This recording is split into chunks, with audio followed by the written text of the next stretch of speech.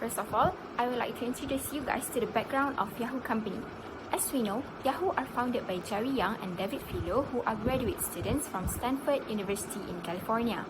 It provides users with online utilities, information, and access to other websites. It also includes features such as a search engine, email service, and directory. Formerly known as Jerry and David's Guide to the World Wide Web, it was renamed as Yahoo, which stands for Yet Another Hierarchical Officious Oracle. It was incorporated in 1995 and it acquired various companies such as Rocket Mail and Classic Games, which eventually became Yahoo Mail and Yahoo Games. In 2008, Microsoft Corporation offered to buy Yahoo for $44.6 billion, but it was rejected by Yahoo. However, in 2009, an agreement was reached between them where Yahoo would use Microsoft's search engine for their website and would handle premium advertisement for Microsoft website, which has been scheduled to last for 10 years. In 2012, Yahoo been facing financial struggles, which led Yahoo make the decision to appoint Marissa Mayer as a CEO of the company. Although she played a key role in the rise of Google, her efforts to turn Yahoo around had a little success. Then, in 2016, it was announced that Verizon Communications would acquire the company's core asset, but then the deal was delayed by the public announcement that Yahoo had made, which they've been subjected to a series of security breach, which was said to have affected more than 1 billion users' accounts. The final sale completed in 2017 was valued at approximately $4.48 billion, which made Yahoo become part of the newly created subsidiary Oath. The portion of Yahoo that was not sold was reformed to Altaba. Next, we moved on to the issue that we have found in the case study. The first highlighted issue is the improper appointment of DeCastro made by Mayer without knowing the competency level of DeCastro, which later did not bring any profit to the company but instead has caused big losses to Yahoo. The next issue that we have found is the relevant severance package received by DeCastro due to the remuneration package set by Yahoo Compensation and Leadership Development Committee, which led to company loss. Next, I will explain on what is nominating committee, remuneration committee, and also how their works in an organization. First of all, Bursa Malaysia listing requirement have made compulsory to have nominating committee for all public listed company. Nominating committee members has been established to evaluate the characteristic and the performance of the board member. They are also responsible to select the best candidates for each seat on the board. This committee is important since they provide the structured oversight process in recruiting, retaining, training, and developing the best available executive and non-executive director, and that board renewal and succession can be managed effectively. An effective nominating committee helps to reduce the traditional role played by CEO in selecting the new directors. Based on the paragraph 2.20A Bursa Malaysia listing requirement, every listed corporation need to ensure that director having the character, integrity, experience to discharge their role as the director. Therefore, nominating committee shall establish the clear and appropriate criteria on the selection and recruitment by taking into consideration the suitability of the candidates, again consideration such as competency, commitment, contribution, and performance. Moreover, Bursa Malaysia Corporate Governance Guide states that board shall benchmark internal candidates against external applicants while considering for the senior management vacancy, which suggests the company to emphasize on their organization succession plan. Next, Malaysia Codes of Corporate Governance also recommend to establish a remuneration committee within the organization. According to MCCG Practice 6.2, remuneration committee refers to committee that been developed to assist board to implement its policy and procedure relating to remuneration, including reviewing and recommending matters related to remuneration of board and senior management. Generally, level of remuneration offered by the company is played a crucial part to attract and retain the right talent in the board and senior management in effort to achieve the company objective. Hence, Remuneration Committee also have a responsible to help board to develop and administer a fair and transparent procedure in setting policy on remuneration of directors and senior management, which the remuneration package are being determined based on the directors and senior management merit, qualification and competence as stated in Bursa Malaysia Corporate Governance Guide. Moreover, based on the guidance to practice of 6.2 of MCCG, the Remuneration Committee shall only consist non-executive directors and majority of them must be independent directors to ensure the remuneration policy and decision has been set through the independent and transparent process. Before we proceed for further discussion on this case study, let me highlight our research question and research objective.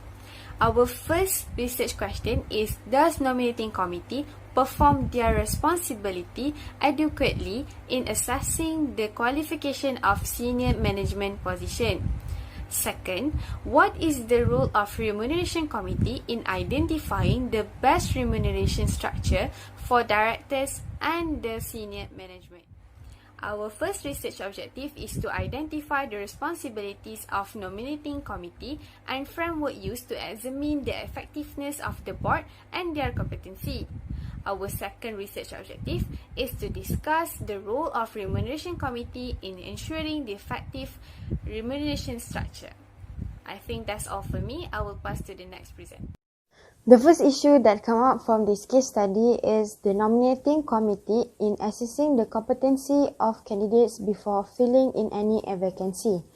In this case study, Marissa Mayer, who is the CEO of Yahoo, decided to hire Henrik De Castro as the Chief Operating Officer in Yahoo, without assessing truly the capabilities of De Castro. Mayer only based on the experience of De Castro in his former company Google. In 2013, Yahoo's market share declined to 4th place, giving the higher place to Facebook and Google. On the same year, Mayer entered Yahoo and attempted to revive Yahoo's advertising segment by hiring Henrik De Castro. He was poached by Mayer from Google to enter Yahoo as Chief Operating Officer. With his large scale of experience in the operating field, especially internet advertising, Mayer stand on her decision to hire De Castro without further assessing and reviewing in details the capabilities De Castro have, and looking forward for the company to grow bigger. However, many critics conveyed their doubts on the appointment of De Castro due to his difficult personality. Although he is well known for his discipline and hard-working work style, he is not well liked by people under him. An ex-Google employee said that Mayer made a big mistake in hiring De Castro, as she should have assessed De Castro's capabilities and competencies prior making any decisions to hire him to fill the vacancy.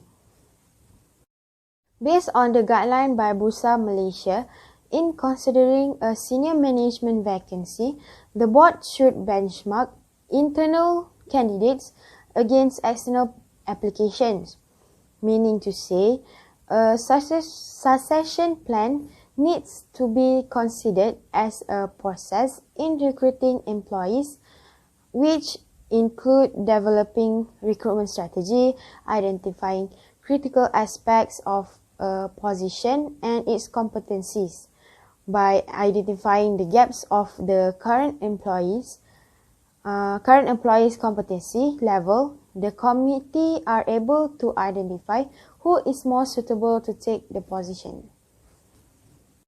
In this case, Mayer did not make any benchmarking with the internal candidates to be compared with the external candidate, who is Henrik De Castro.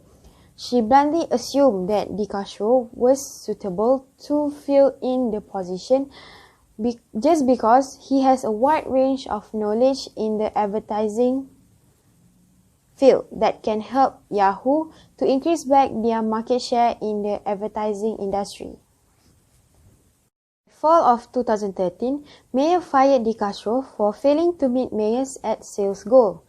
The hiring of DiCastro was the first major move made by Mayer since she entered Yahoo as the CEO, but ended up lost a big amount of money due to the payment of DiCastro compensation. Hence, in this case study, the nominating committee did not do a great job in assessing and reviewing the candidate competency before deciding to hire them to fill in the vacancy. Mayer also used her power as the CEO of the company to directly hire DiCastro rather than taking advice from the nominating committee. That is all for me. I'll pass to the next presenter. Next, the second issue that come up from this case study is the remuneration committee in designing the executive remuneration package for Hendrik DiCastro.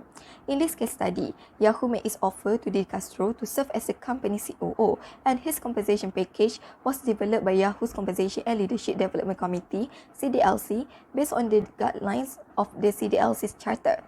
This hefty package was made merely to provide competitive compensation to the DiCastro upon his hiring to join Yahoo. Under the contract, the DiCastro compensation package consisted of three main components as follows.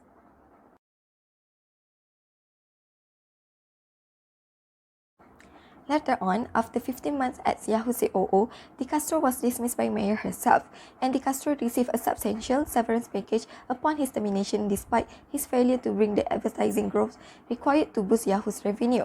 The compensation package, which was worth only $70 million at the time the employment contract was signed in 2012, was inflated to more than 3 times at the termination date.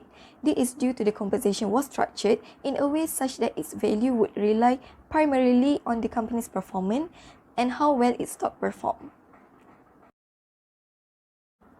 Moreover, this remuneration package set by the committee did not include appropriate reasoning, such as based on the individual performance, behind how remuneration is structured, whether in short-term or long-term, and should have been more fully informed as to a very complex package, meaning to say that it should have had a better understanding on how the package worked under different circumstances, including different terminations of employment. This would include an understanding of the values that could be realized under different terminations and how those values compared to the severance provided to similarly situated executives in comparable companies. This is to ensure that the severance package made worth the company's money and to avoid the loss of the company. In addition, this package was originally proposed by Mayer as a director of Yahoo to the committee, in which the committee gave her the authority to continue negotiating with DiCastro regarding the package. Based on the guidance to practice 6.2 of Malaysian Code on Corporate Governance, in designing the appropriate remuneration package for the directors, it shall only be done by the Remuneration Committee without any interference of the executive directors. This is because the Remuneration Committee set by the MCCG shall only consist of non-executive directors, and majority of them are independent directors, to ensure that the remuneration policies and decisions should set through independent and transparent process. In this case, it clearly shows that there is an intervention of the executive director in designing the remuneration package for DiCastro, and the committee should not have left so much of the negotiation of DiCastro's arrangement to the mayor. Furthermore, Mayer and DiCastro has been colleagues at Google until just a week before the negotiation began. The negotiation probably should have been handled directly by one or more directors. Hence, the reliability of the remuneration package made by the committee can be challenged since it has not been set through independent and transparent process. Next, I'm going to explain on suggestions. A successful incentive plan isn't achievable because they are built on a faulty premise.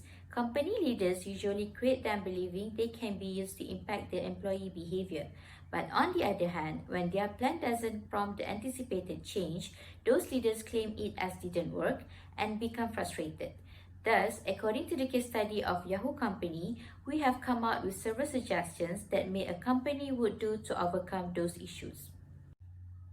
First and foremost is by using different performance measures to determine the remuneration package. In this case, instead of only offering and attracting the new executive directors, the board should consider in ultimately achieve the organization's strategic objectives. Hence, it also must be matched with the remuneration strategies as well. The HR team should play a key role in developing the remuneration strategy and articulating the strategy across the organization. Moreover, the organization should use a mix of short-term incentive plans and long-term incentive plans that are aligned to strategy objectives to ensure that the employee's performance is optimized. Okay, the second one is shareholders should play their roles in determining the director's remuneration. The board is responsible for determining remuneration policy as well as the level and the structure of the compensation for both directors and the senior executives.